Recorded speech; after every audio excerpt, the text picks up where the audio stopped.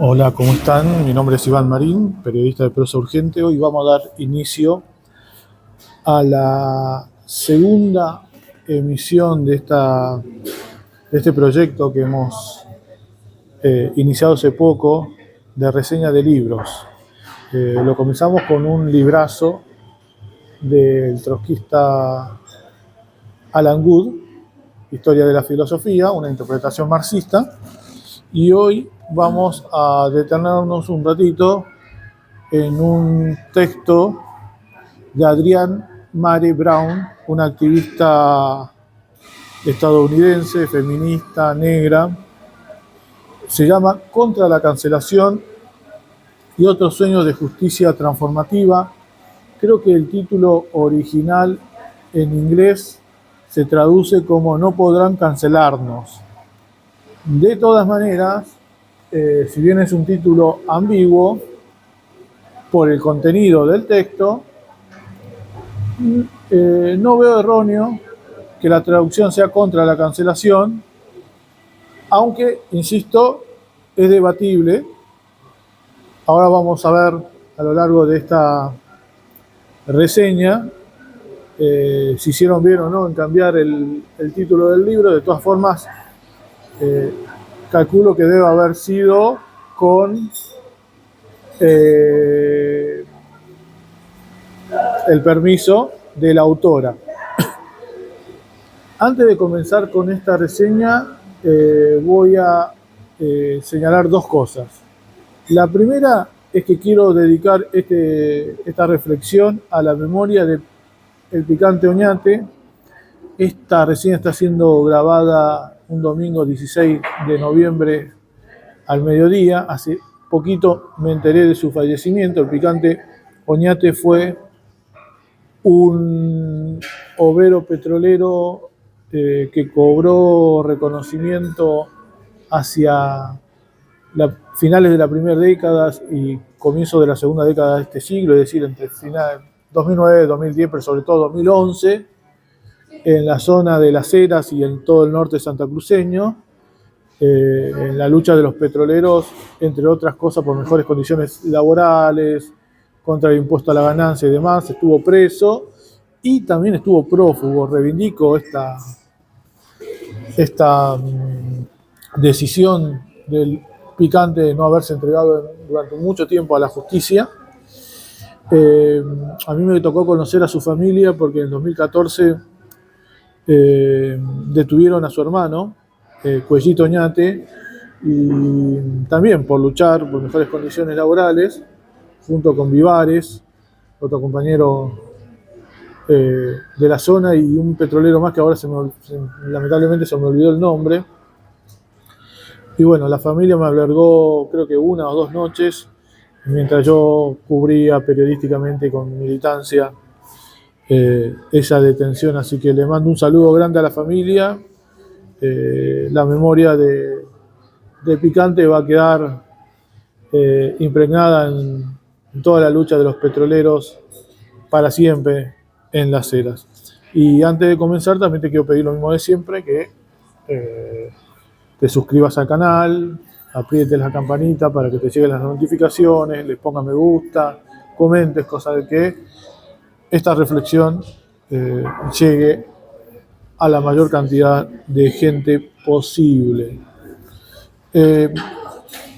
A ver, yo a esta autora, Adrienne Maree Brown, no la conocía antes de este libro. Me topé con este libro hace poquito en uno de los viajes, en un viaje que tuve por Buenos Aires. Como es un tema que vengo tratando en Prosa Urgente, sobre todo a raíz de la cancelación que se está desarrollando contra el Pelado Cordera, ex líder de la Versuit Vergarabat, dije, bueno, vamos a ver qué onda. De vez en cuando compro libros así como el vamos a ver qué onda, como cuando eras pibes y veías un disco y decías, vamos a probarlo. Bueno, de vez en cuando me pasa y utilizo el mismo método para comprar libros. En términos generales es un buen libro. Quiero hacer algunas aclaraciones antes de comenzar con algunas reflexiones. Primero que nada, el libro cuenta con un prólogo que es una especie de conversación entre una tal Laura Macaya y Nicolás Cuello. No los conozco a ninguno de los dos. La verdad, no le agrega mucho al texto. Obviamente que desde la perspectiva de quienes decidieron la publicación de este libro no me parece incoherente, insisto, que le agreguen este prólogo, pero desde la perspectiva en la que yo lo pretendo analizar, la verdad que ni fu ni fa, no le agrega ni le quita nada, y termina con un epílogo de una tal, disculpe mi ignorancia, Malkia Devich Cyril. Tampoco la conozco. El texto tiene un límite muy importante que quiero señalar como anticipación a el desarrollo de algunas cuestiones que creo que sí son relevantes. Está escrito ya sea en el prólogo, en el epílogo, que no son de las, no es de Adrián Mare Brown, y en el texto propiamente dicho, en lenguaje inclusivo, es decir, con la E. Y la verdad, es sumamente incómodo de leer, le quita potencia al mensaje y devalúa, me parece, de alguna forma, una reflexión o varias reflexiones que son interesantes.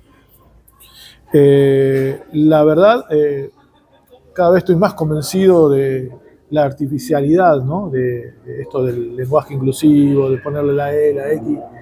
En este caso, vuelve muy denso, muy incómoda la lectura, porque hay que reconocerlo que, entre otras cosas, lo utilizan el lenguaje inclusivo de manera, ¿cómo podría decirlo? De manera correcta, para decirlo de alguna forma, porque en general no se usa así, se suele dejar pasar un montón de expresiones y se la utiliza común y corriente. Acá no, acá es todo hasta el final. Evidentemente están convencidos los traductores de la necesidad de hablar con la E al final, e infiero que esto debe ser con la anuencia de su autora estadounidense. Así que, bueno, esa es una salvedad. Lo digo porque creo que en ciertos aspectos es un buen libro para tratar incluso en secundaria, en la universidad, y que esto le baja un poco el precio el hecho de que esté con la E. Dicho esto, un par de cuestiones.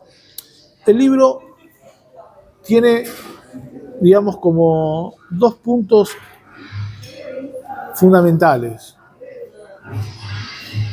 que se entrecruzan y que se derivan incluso del título, ya sea del título en inglés como del título en castellano, que es la cuestión de la cancelación y una perspectiva de la autora de abogar por una justicia transformativa. Ella es abolicionista desde el punto de vista de su visión respecto al castigo y a las cárceles y demás, lo cual lo hace interesante. Creo que en ese aspecto tiene mucho de común con las vertientes anarquistas, puede tener un buen diálogo incluso con el marxismo. Entonces, me parece que ese es un aspecto interesante del libro, su visión antipunitivista, y creo que, como dije, es algo a destacar y que incluso digamos que deja como, no sé si la palabra sería la inquietud, pero las ganas, las intenciones de leer otras reflexiones de la autora, en donde se enfoque, mejor dicho, específicamente en profundizar su perspectiva abolicionista y de justicia transformativa. Así que, por ese lado, un punto también a favor, más allá de si se está totalmente a favor, totalmente en contra. Yo en términos generales tiendo a tener una postura, digamos, de acuerdo, más allá de que obviamente abogar por instalar una justicia no punitiva en una sociedad desgarrada y dividida en clases, en sí mismo precisa justamente de un momento transicional, lo que los marxistas caracterizan como gobierno de trabajadores, dictadura del proletariado, socialismo, etcétera, en la vía hacia el comunismo. Pero no voy a ingresar o no me voy a detener en esto porque no es el tema fundamental que quiero tratar, sino la cuestión de la cancelación, pero sí quería hacer un señalamiento porque me parece que es uno de los temas que atraviesa al libro. La autora, para mí, claramente se ubica dentro de una corriente, como podríamos llamarla, posmoderna, es decir, que ya el hecho de que el libro esté en lenguaje inclusivo implica una adhesión al posmodernismo, al giro lingüístico, etcétera, etcétera. Pero aún así, desde esta perspectiva posmoderna y demás, creo que el libro tiene muchas cosas para rescatar. La primera cuestión, además de la que señalé recién, es que está dirigido a la militancia. Y este señalamiento me parece importantísimo. ¿Por qué? Porque no es que la autora pretende hacer un texto para que lo lea todo el mundo. No. Está dirigido al activismo, a la vanguardia, entre comillas, a los movimientos sociales, a los periodistas, a las organizaciones, partidos políticos, que militan por una transformación del mundo o contra la injusticia. Bueno, ubiquemos cada lugar o cada objetivo de militancia de acuerdo a la organización. Entonces, esto es fundamental. No es que pretendió escribir un libro para que se lea en los barrios, para que se lea en las fábricas. No. Al activismo en particular, y no me parece mal el objetivo. Por el contrario, me parece un objetivo interesante y que está bueno que la autora lo aclare. Entonces, ¿qué ocurre? La idea no es extenderme demasiado, pero evidentemente es probable que lo haga porque siempre fracaso con este objetivo. Ya con el transcurrir del libro, la autora se pregunta ¿cómo podemos creer a les sobrevivientes y seguir siendo abolicionistas? Y seguir practicando una justicia transformativa.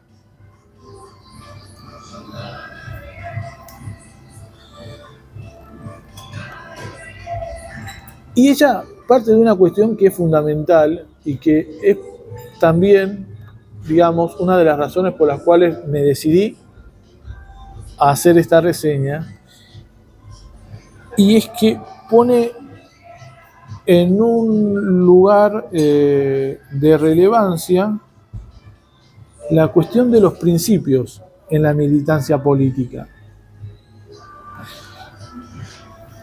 Dice la autora, palabras más, palabras menos, que practicando una militancia principista vamos a tener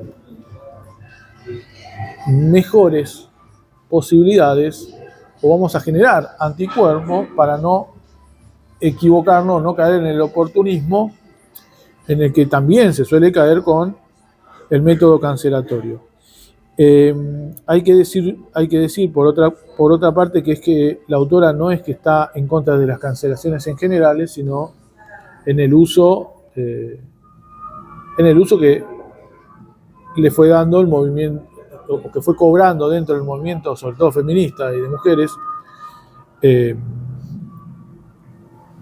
digamos, casi tornándolo como una estrategia, si bien no lo dice de esa manera. Entonces, para casos puntuales en donde, supongamos, no sé, una víctima de una violación, luego de haber intentado ir por la justicia, o recurrir a la justicia para tratar de que haya un castigo contra su abusador, si agotando todos esos caminos no se llega a nada, y bueno, está a favor de las funas, de las cancelaciones, qué sé yo. Yo no estoy en desacuerdo con eso, así que en ese sentido sí. El tema es que eso se tendió a generalizar y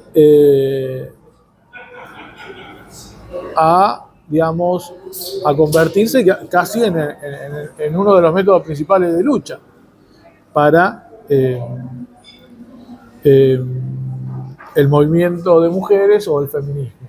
El movimiento de mujeres y feminismo no son similares, pero tampoco, digamos que es tan grave por momentos usarlos como sinónimos. Ella dice, no nos estamos comprometiendo con la lucha con principios y necesitamos hacerlos desesperadamente. En pocas palabras, la lucha con principios sucede cuando estamos luchando con algo más grande que nosotros mismos, siendo honestos y directos entre nosotros, manteniendo la compasión. Bueno, ahí se dieron cuenta que la verdad es sumamente molesto el lenguaje inclusivo, pero es verdad, hay una lucha que trasciende, digamos, tal o cual discrepancia o actitud, y es ahí hacia donde hay que enfocarse. Dice más adelante, estamos llenos de rabia justificada y queremos liberar esa rabia, y una forma realmente rápida y fácil de hacer eso es lo que yo veo como un instinto colectivo de castigo en nuestro movimiento. Es decir, ante la más mínima discrepancia, hacerlo público, y hacerlo público de una manera tal en que la persona que aparentemente se habría equivocado, que habría actuado con violencia o de manera abusiva y demás, exponerlo, escracharlo, etcétera, etcétera. Dice más adelante, no tenemos claridad colectiva sobre las diferencias entre conflicto, daño o abuso, pero en línea parecemos responder a todo ello con la misma energía, consistentemente punitiva, con demasiada frecuencia alegre. Díganme ustedes si esta última parte no se adecua a lo que ocurre en casi todas las ciudades del país y demás, con la cuestión de la cancelación, ¿no? Porque lo hemos visto, esta termiada monumental, un sector que adhiere a la cancelación como método de lucha, de no solamente cancelar a la persona que habría cometido el daño, en muchos casos incluso con denuncias falsas, pero vamos a suponer que nos estamos remitiendo a denuncias verdaderas y festejándolo. No hay nada que festejar, porque se supone que si estamos frente a una experiencia, digamos, no sé si llamar traumática, dolorosa o lo que fuere, entiendo que la víctima puede festejar frente a una situación donde haya un dictamen de justicia, pero frente al acto cancelatorio, hacerlo desde la perspectiva del festejo, ya estamos hablando de una actitud revanchista y punitivista.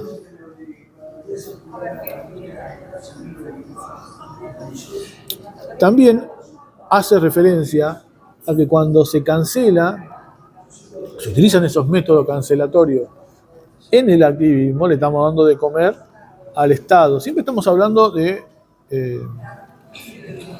situaciones en las que están en juego daños por cuestiones de género, raza o lo que fuere. Tampoco hay posibilidad de que esa persona se defienda. Ella, y esto me parece muy importante, a ver si lo encuentro, ella plantea en la página 85,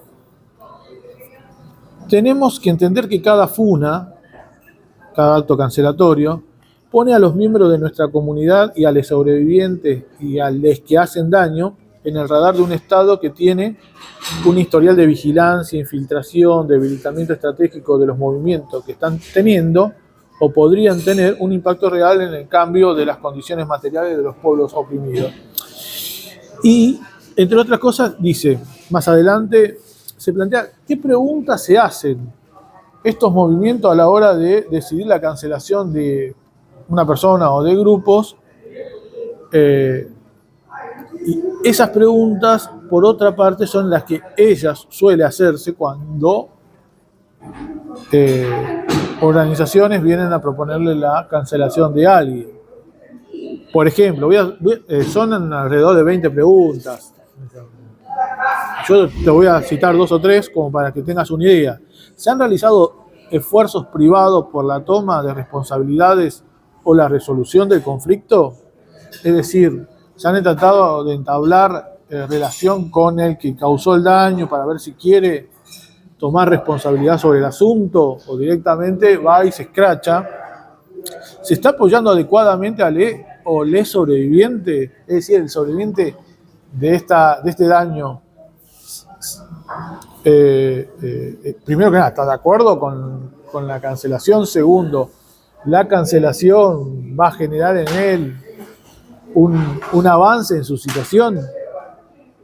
¿La persona o grupo acusado ha reconocido lo que ha hecho o dice que ocurrió algo diferente o incluso no ocurrió nada? Esto, ¿no?, le da la posibilidad de defensa. ¿La persona o grupo acusado ha evitado su responsabilidad?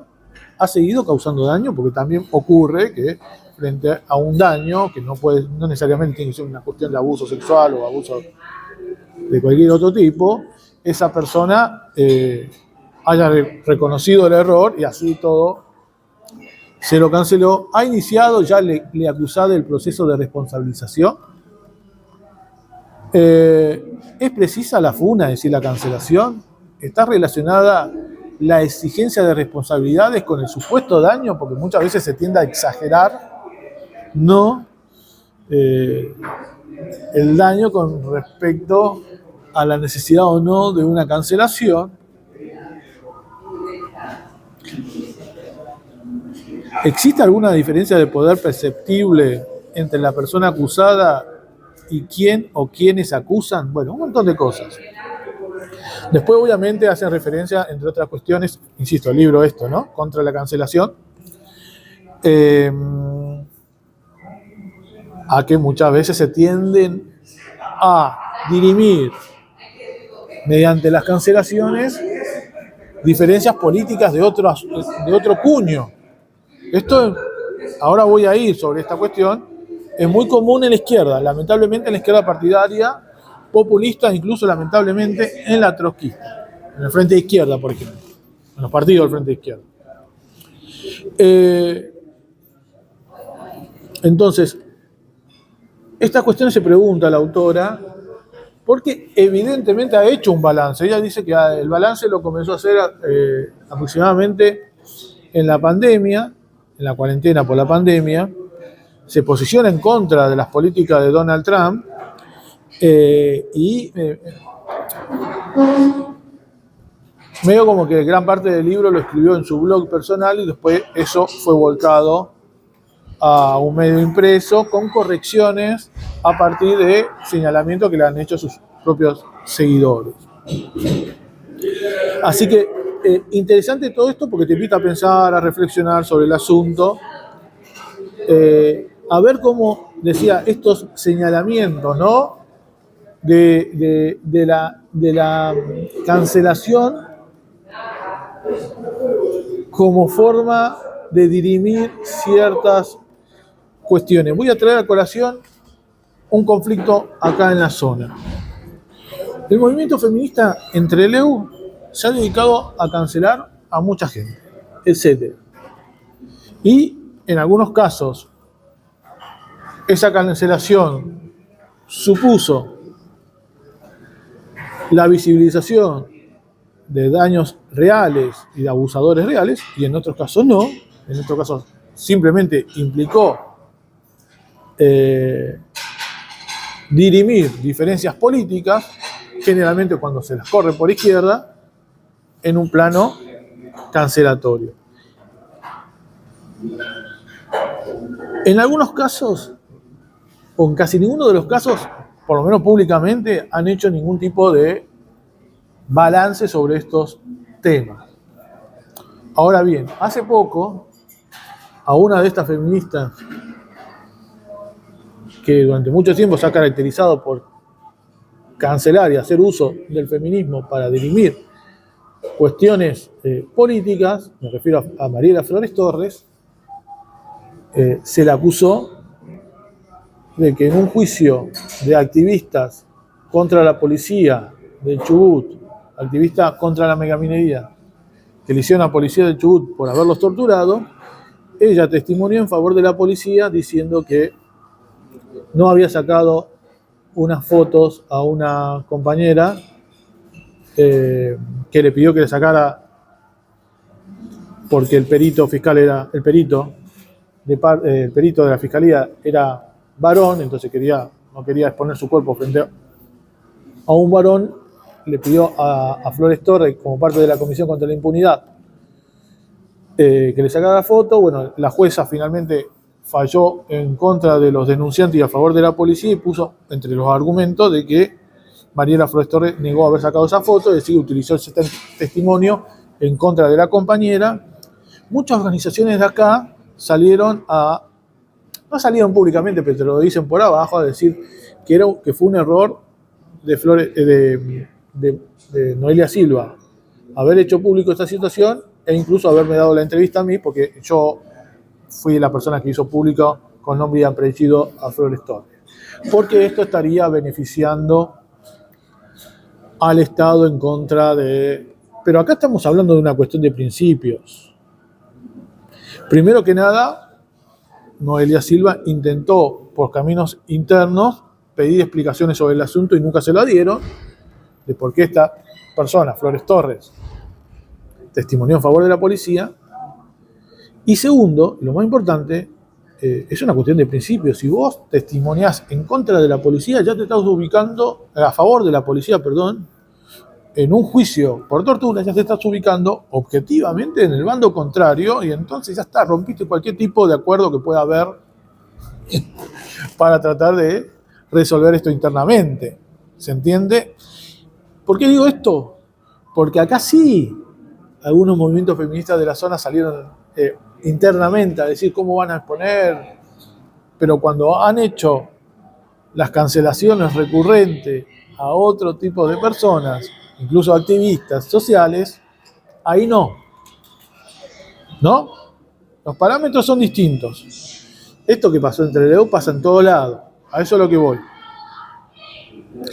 Las funas son una increíble herramienta moderna que quienes no están comprometidos con los movimientos pueden utilizar contra quienes tienen incidencia, es decir, el Estado.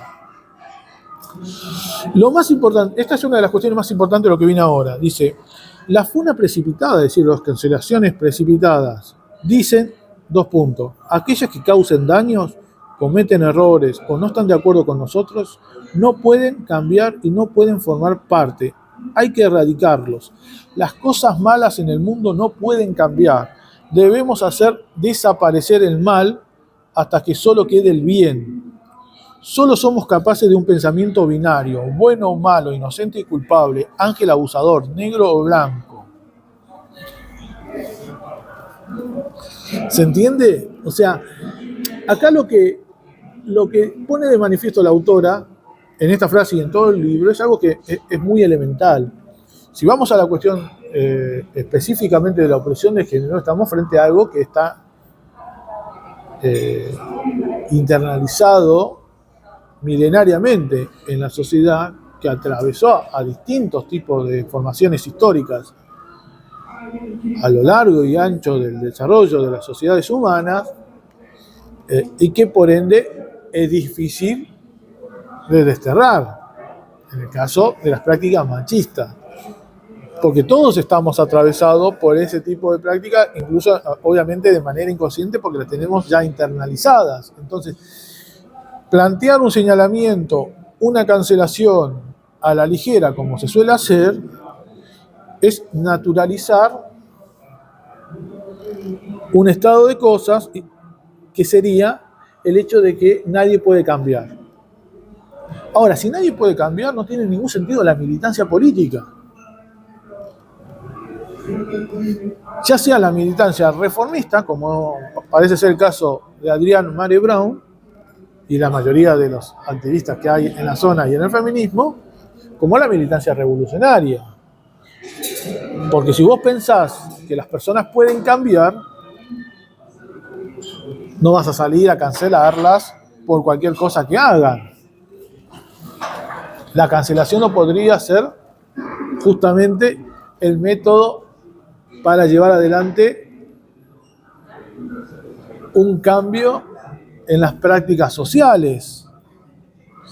Más bien, lo que se está haciendo con eso es hacer un señalamiento de que esta persona no puede cambiar, es irremediable. Ahora bien, como le tocó a esa persona, le puede tocar a otra. Lo que prima ahí es el miedo como forma de hacer política y como amenaza. Es decir, le toca a este, pero te puede tocar a vos.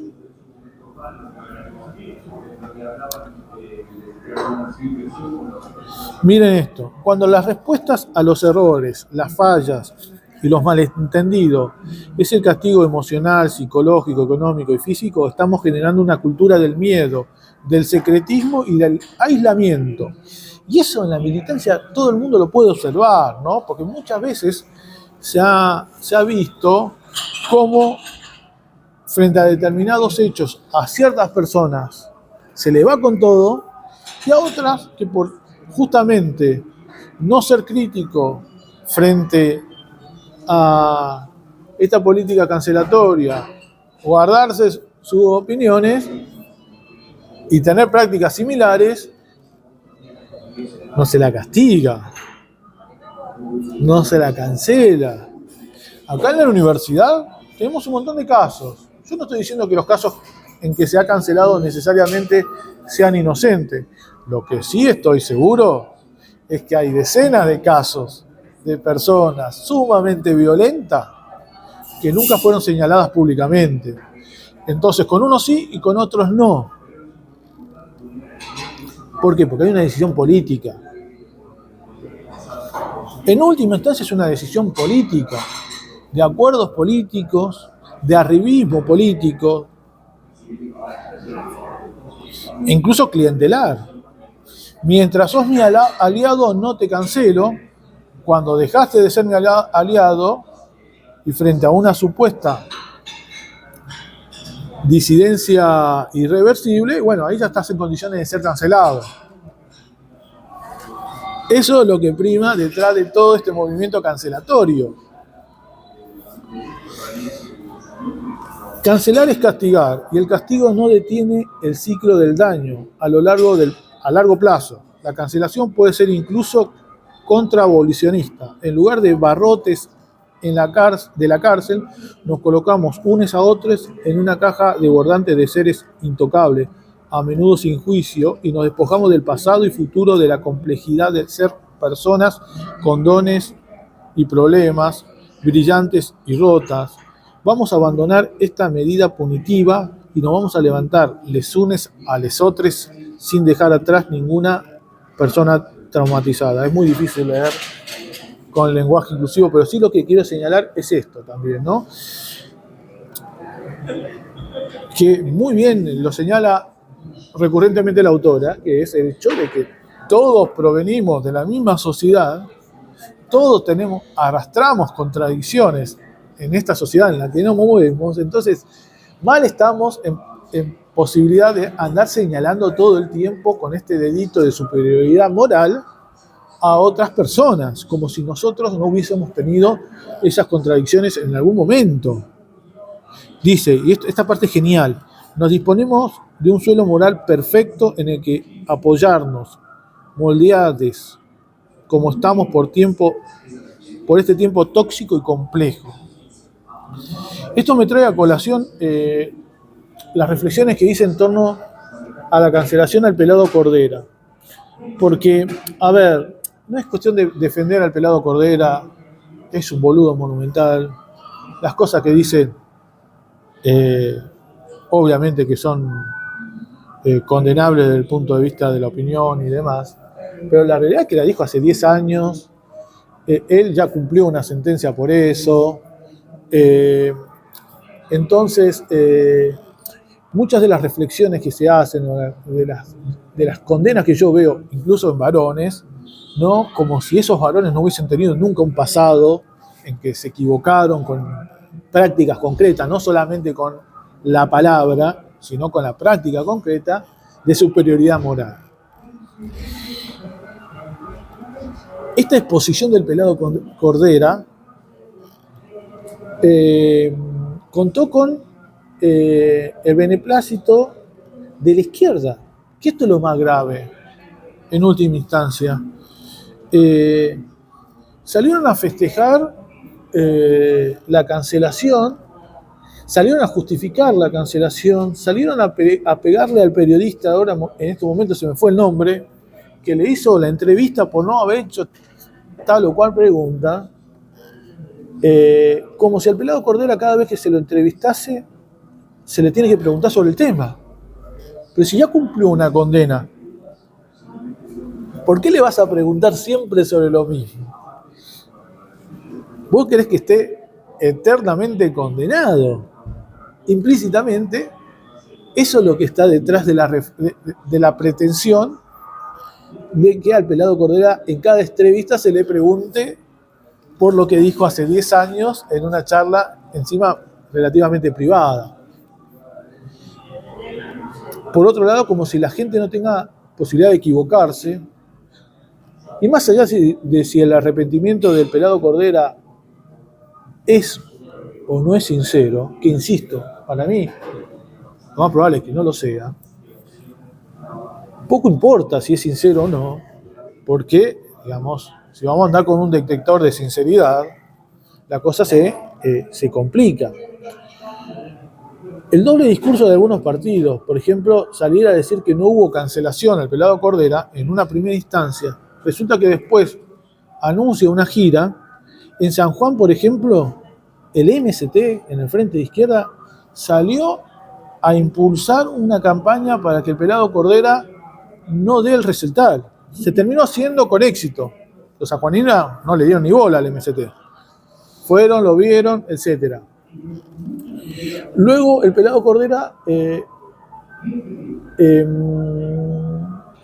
levantó un par de recitales, aparentemente en acuerdos con, en este momento no recuerdo exactamente cómo fue, pero creo que fue, si mal no me equivoco, en acuerdo entre la productora que lo contrató y autoridades políticas del lugar, en este caso Paraná, y yo vi, por ejemplo, a un referente nacional del PTS, me gustear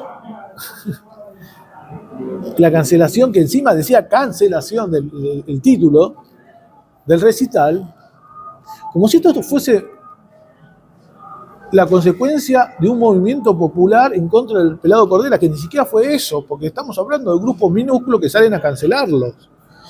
Y obviamente que si vos sos un músico, estás por dar un recital y te enterás que hay un par de locos o de locas afuera del recital con la posibilidad de ingresar con carteles y demás a pedir por tu cabeza, y es muy probable que te sientas intimidado y no vayas a dar el recital, porque no se va a dar en unas condiciones normales.